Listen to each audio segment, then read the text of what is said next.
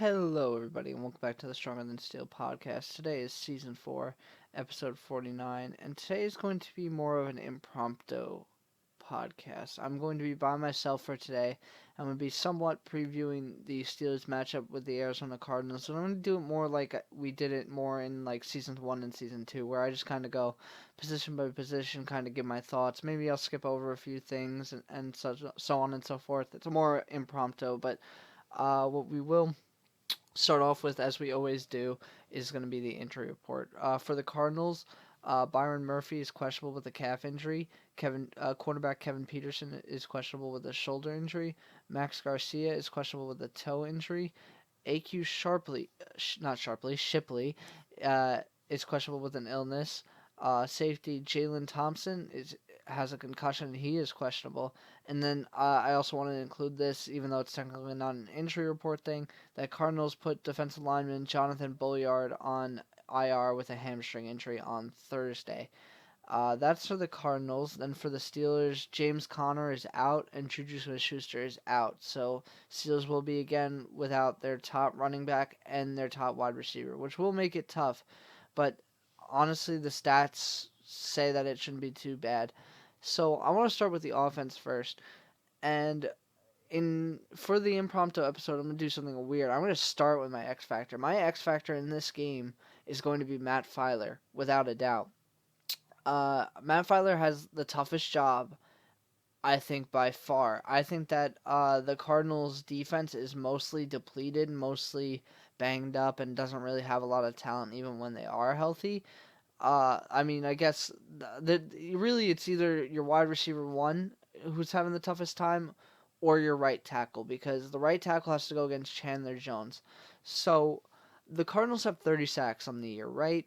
13 of those have come from Chandler Jones. He's an absolute monster. He's a game wrecker, and honestly, he could be the most underrated player in the NFL. I love Chandler Jones. I've been a fan of his. He came from Syracuse. So John is actually probably a fan of his too, since he came from rather close to him.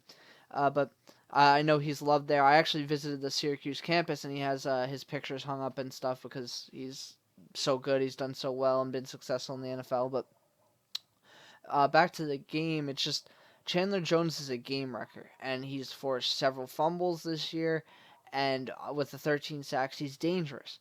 So Matt Filer, the anchor, has going to be the toughest job in this game. Uh, but he's not alone. Like I said, the defense is depleted, but there is one other matchup where there's a clear there's a clear hard matchup is what I'm trying to say. And that's going to be with, I think, James Washington. I think James Washington is going to be schemed as one of the as what defenses need to look out for with Juju Smith-Schuster out. So I think Patrick Peterson's going to be on him, and Patrick Peterson still plays at a very, very high level. He's a very good cornerback, even though he wasn't here for the first 6 games due to suspension. He's very good at what he does, and it's going to be tough for James Washington to continue his trend of just having better and better games. I mean, I'm not going to rule it out. I don't know if Patrick Peterson's going to exactly shadow anybody, because with no like clear number one for the Steelers besides maybe James Washington establishing him, he might just end up rolling around with whoever. It might be Deontay Johnson for a play. It might be Kane for a play or two. Maybe Washington. We're gonna have to see in this game what the Cardinals choose to do on defense for that. But like I said, for the rest of their defense, it's really not that good. I was almost surprised looking at their stats. They are one of the worst defenses in the league, if not the worst. I mean, their stats aren't really redeeming. In points per game, they give up the second most at 29.2. Yards per game, they literally give up the most yards per game, and that was shocking. I thought that the Dolphins or Bengals would be above them. They give up over 420 yards per game. Passing yards is where they're most weak. They give up 307.5 per game, which is last in the NFL. Rushing yards per game gets a little bit better, but I mean, honestly, if teams can just throw on them all day, why would you rush? And they're still bad. They still give up 118.8 rushing yards per game. And then, I mean, sacks and turnovers they've gotten is just terrible. Sacks isn't terrible. They're tied for 18th with 30. That's not terrible. But turnovers, they're tied for 27th with only 12 on the year. So their defense as a whole is not very good. The Steelers should be able to attack them, especially when you look at how depleted their cornerbacks are. Because I mean, I'm sure Patrick Peterson will wherever he is going to be shutting down whatever wide receiver he's on. There's just not a wide receiver good enough in my eyes to just absolutely give Patrick Peterson a challenge here. But what I do see is you have Byron Murphy questionable. You have Kevin Peterson with a shoulder questionable. They're banged up. You have Jalen Thompson with a concussion that might not be playing, and he's going to be banged up. And then you have Shaw, who's just been suspended by the NFL, so they're already weak at corner. Like they're thin there. It's just going to be all about attacking these other corners other than Patrick Peterson. It's going to be a big deal to see if to see who's going to step up for the Steelers. But most of all, you know what? I'm going to pick two X factors for this game since John's not here. The tight ends need to step up, and another X factor is Vance McDonald. By far, the Cardinals are the worst team against tight ends in the entire NFL. It's not even close. It's you look at the fantasy numbers, you look at the real life numbers, and the the Cardinals give up the most fantasy points to tight ends out of any team. And what that means is because that just like why would we care about fantasy? Just translating this into real applicable stuff for a real game, it means that either they're being destroyed by touchdowns or they're getting gashed by yards and a lot of catches from tight ends. So if there was a game for the tight ends to show up, whether it be McDonald or Vanette, or maybe even Gentry, maybe they make Gentry active for this game. We'll have to see. Maybe they'll decide to use a bunch of tight ends since the Cardinals really struggle there. This is the game. This is the game to do it. I'm going to be disappointed if there's not at least 5 catches from tight ends. I'm saying that now. I think that based on who the Cardinals have versed, that's not super out of the question for 5 combined, maybe 3 from Vance and 2 from Vanette. That's even maybe a little bit too little. Because, I mean, again, if Patrick Peterson's going to be on your top wide receiver, whoever, or he's just moving around wherever, maybe you should look at other targets and stuff like that. But yeah, so if I were to pick a second X factor, I'd pick Vance McDonald. Other than that, I feel like the Steelers' offense just needs to continue doing what they're doing. Duck needs to be just better at avoiding the pressure. I think that I already mentioned Chandler Jones as a potential threat. He's got to step up when he sees the pressure. You can't back up into the pressure like he did last week. It will just get more sacks and it will push the Steelers back, offense further back. But I think that he could play better this game as well. It's a good matchup for him. It's a nice ease into it matchup where he can try and play against a defense that's not that great. I mean, you wish that you had Juju Smith-Schuster for this game, but I still feel good. And in terms of the running back situation, I actually feel good about Benny Snell. Like I said, the Cardinals are just not good at really stopping anything on defense. They're one of the worst defenses in the league. So I think Snell could have another big game here, depending. But it's just like the passing game is just so efficient against the Cardinals. I'm not sure it's going to be Snell's fault if he doesn't get like a lot of yardage or a lot of touchdowns. The Steelers might be able to beat this team by passing, which is kind of surprising to say because the Steelers have not been good at passing really so far this year. But now let's flip the script. Let's go to the other side of the ball and we'll talk about the Steelers' defense and the Cardinals' offense. The Cardinals' offense surprised me. I thought they were a little bit better. I was thinking Kyler Murray was having a little bit of a better time, but all in all, they're statistically not that great. 20th in points per game, 23rd in yards per game, 22nd in passing yards per game, 14th in rushing yards per game. Then they're absolutely terrible in sacks allowed, and it wasn't surprising, so to say. I thought they would have had less because Kyler Murray is so mobile. I knew that coming into this year, their O-line was terrible. With Marcus Gilbert hurt, like they had lost their best offensive lineman. But with 42 sacks, which is 28th in the NFL, that's terrible. What did surprise me when looking up their statistics for this game was they only have 9 turnovers on offense, and somehow they have a positive turnover differential with only 12 turnovers on the year, which is pretty impressive, honestly. It's just because their offense is very, very clean with the ball. So this is going to be the matchup to watch. This is a team that doesn't commit many turnovers on offense against a defense that is very opportunistic. It's like the second time this year that I talk about this matchup where a team that doesn't really turn over the ball is going against the Steelers defense. So hopefully the Steelers are able to win this one. What I am worried about is the Cardinals have been specifically really good at holding on to the football. I don't think, if I might be wrong on this slightly, I was watching for a while. I think the Cardinals didn't have a single fumble lost on the year until 2 weeks ago. Like, it took all the way up until this far into the season to actually lose a fumble, and that's amazing. And especially, shout out to Kyler Murray for his ball handling skills, because I mean, when you're sacked 42 times and not to lose a fumble on any of those, I'm sure he fumbled. I don't actually know the stats on how many fumbles they did have, and they just recovered. Uh, it's just impressive to me. And the running backs have been safe, whether it be Chase Edmonds, Kenyon Drake, or David Johnson. Whoever's toting the ball has been safe with it. So the Steelers aren't really going to have a bunch of success there, I don't think. I think it's going to be tough there. I think where you got to get your interception, where you have to get your turnovers is interceptions. I got ahead of myself. I think that you have to get this young rookie under pressure and try and just force him to make mistakes and then just get it into Minkah Fitzpatrick's hands. Uh, I actually still do think Murray's been good. I think that the team, the wide receivers haven't been all too great in my opinion. I mean, Larry Fitzgerald is still Larry Fitzgerald, but I think that all their rookies that they drafted like 3 wide receivers too. I remember being like salty about it because it's like, wow, the Cardinals are like the worst managed team I've ever seen. They needed O-line and they drafted like 3 wide receivers, and I feel like none of them have worked out for them in my opinion. I feel like it's just been not that great, not good enough for what they could have gotten instead.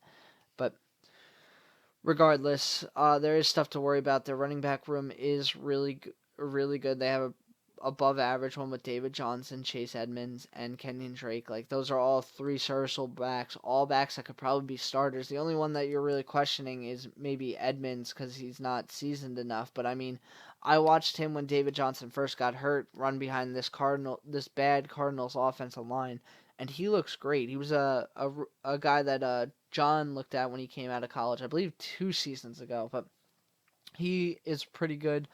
Uh, it's just all in all, I think the Steelers are going to have to really stop that run game. I think the most.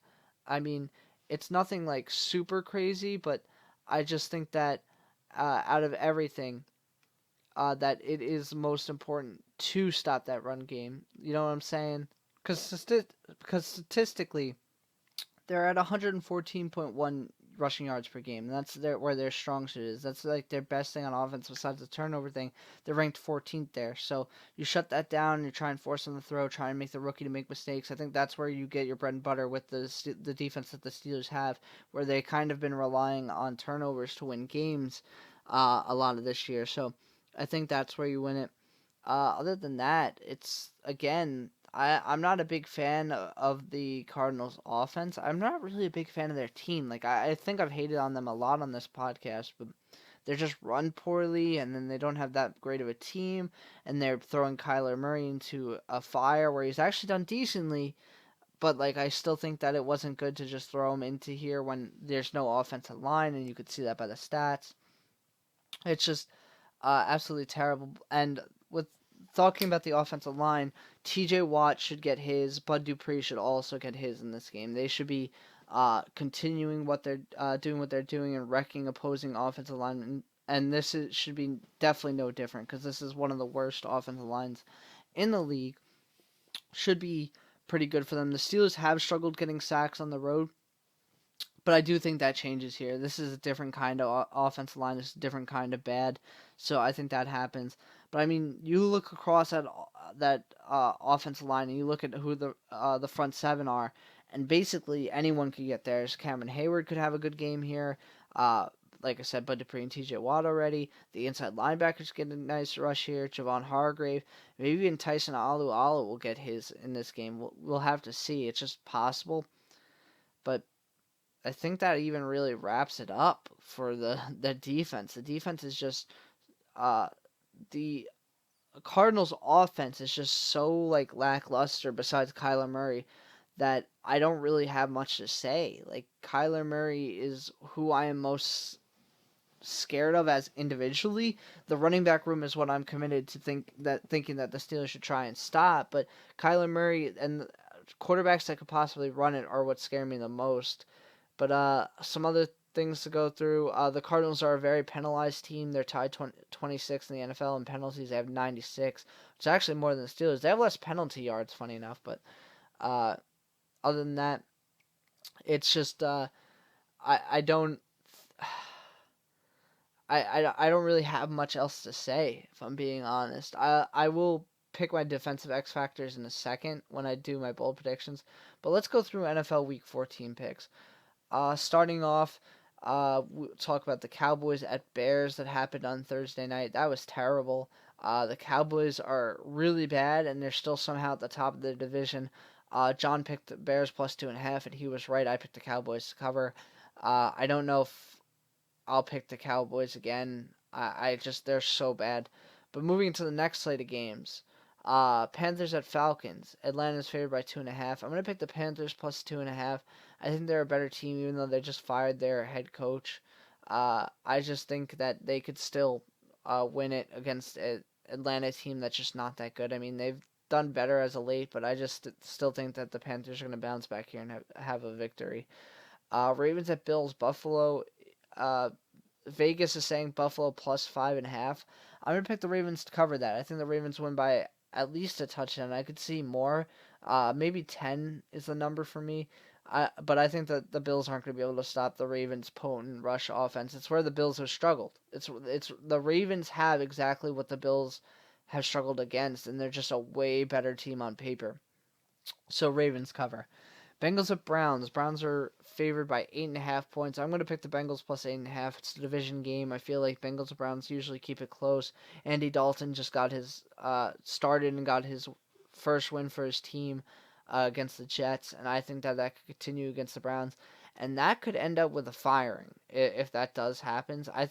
If that does happen, I think that the Bengals could actually win this game. So I'm definitely going to pick them plus 8.5.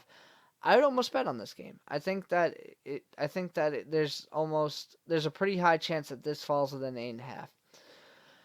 Broncos at Texans. Texans are favored by 9.5 points, and with a new quarterback that did pretty well last week, I'm gonna pick the Broncos plus 9.5. It's just too big of a spread for unpredictability, so I'm gonna pick that the Broncos could keep it within like a touchdown or so.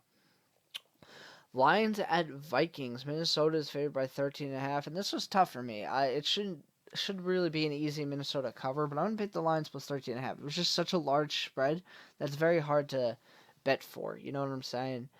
Redskins at Packers. Packers are favored by 12.5, and I'm gonna pick Green Bay to cover. I think that the Redskins just aren't that good. This does feel like a trap game, though. This feels like the Redskins are gonna play a little bit better than I expect. But based on what I think of these teams, I'm going to pick Green Bay to cover. Colts at Buccaneers. Buccaneers favored by 2.5. I'm going to pick the Colts. Stay true to what I am. I'm going to pick the Colts plus 2.5. You know I love Jacoby Brissett. You know I love that Colts team. I'm going to pick them to win, even though I'm rooting for Buccaneers.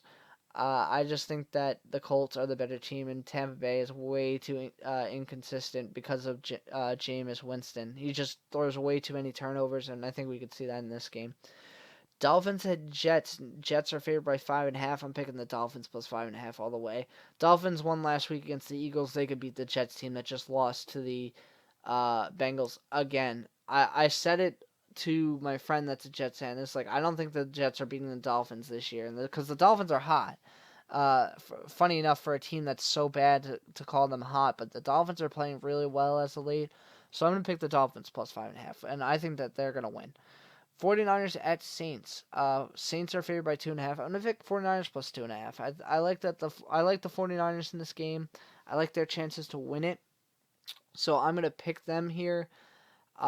Chargers at Jaguars. I'm going to pick the Chargers to cover. I know I wanted Minshew to start, but the Jaguars team just as a whole is just not that good. I think that the Chargers should be able to beat them, especially with Derwin James and Adrian Phillips back. Give me the Chargers. Titans at Raiders. Oakland plus 2.5 is the trend here. I am going to pick the Raiders plus 2.5 here. I think the Titans are inconsistent and they're ready to come down from the high that they're at. I mean, Ryan Tannehill's been playing actually pretty good, but I'm going to pick the Raiders plus 2.5, and I think that's what we're rooting for here. This is a tough game for the Steelers since you want both these teams to lose, but since Titans have the better record, I think that we want the Raiders to win. Excuse me. Chiefs at Patriots. New England is favored by 3.5. I'm gonna pick the Chiefs plus 3.5. New England's offense is just so inept. It feels like that. I'm gonna pick the Chiefs to win it here, and that would mean watch out for the Bills. The Bills could be coming for the division, which is weird to say. Seahawks at Rams. The Rams are favored by 1.5 points. I'm picking the Seahawks to cover like all day. I like the Seahawks way better in this game. It's just I can't pick the Rams just because they beat up on the Cardinals last week. Like that's just not enough for me. And finally, Monday Night Football is Giants at Eagles. Philadelphia's favored by 8.5, and I'm going to pick the Giants plus 8.5. Eli Manning's starting for this game, and that only made me want to pick it actually more. I feel like the turnovers might actually be reduced, funny enough to say, and Philadelphia's just been playing terrible. There's no ifs, ands, or buts about it, but I think the Giants are going to keep it within 8.5 at the least. I'm not sure they're going to win, but 8.5 was too much for me to not pick for them. Now that leads us into Steelers news and notes. I forgot if we actually talked about this last week, but next week's game against the Bills has been flexed to Sunday Night Football, which is fun primetime football, but for me that kind of sucked because I actually have work at the time when I could have watched it before it was flexed, but it is what it is. I'll be watching at work, so it is what it is. The second bit is Rod Woodson and Mel Blount were named to the NFL 100 team, while Troy Polamalu was not. It was good for Rod Woodson and Mel Blount, but it was overshadowed by Troy Polamalu not making, and controversially, Ed Reed made it. Not super controversial because Ed Reed's a good player. Don't take that the wrong way. Don't take it like that he shouldn't. It's just that Troy Polamalu and Ed Reed were at like the same level, like same exact level, and Ed Reed made it and he didn't. And it's just I don't know. It was so stupid. I wasn't a fan. It really felt like a lot of they're like, well, we have to include these old guys just because like Ronnie Lott made sense. Ronnie Lott, I think, is one of the best safeties, but it just felt like they're trying to pay too much respect to older players when like it just they weren't the best player. They might have been game changing at the time, but that doesn't game changing doesn't make you the best player. But I mean, I guess that is what it is. So now we're going to go into the bold predictions and X Factors. Just as a reminder, my X Factors for offense were Matt Filer and Vance McDonald. And so one of my bold predictions is that Vance McDonald has a 90-yard plus game. Uh, let's make it 100. We'll make it even 100. I mean, I thought it's already bold for 90 because of how Vance has done. But I think Vance McDonald's going to go over 100, and he's going to have 5 catches at least. So at least 5 catches, at least 100 yards. Then my other X factor was Matt Filer. I'm not going to make a bold prediction for him. I'm only going to do one bold prediction for each. Now for defense, picking X factors is going to be interesting here because, like I said, everyone on defense could be an X factor. You don't really know who's going to have his. For you know what? I'm going to do this. Since I think that the run game is the most important, I'm going to pick Vince Williams and Devin Bush as my X factors, with Vince Williams being my main one. I feel like Vince Williams is the best inside linebacker we have against the run, and then Devin Bush is the best inside linebacker at getting sideline to sideline. So I think that those two make sense for my X factors. And my bold prediction is that they're going to combine for 20 tackles in this game and 4 for a loss, with including sacks. So if one of them gets a sack, that's counting for a tackle for a loss in my head. And actually, 20 tackles isn't that crazy. Let's go to 22. We'll make it to 22 in this game between the two of those guys, and we'll keep it at the 4 tackles for a loss. Or my bold predictions. So that leaves us to the final score prediction. And honestly, went back and forth. Arizona is plus 2.5 according to the to Vegas. And I think that the Steelers are going to win by a score of 27-19. Why? Just because.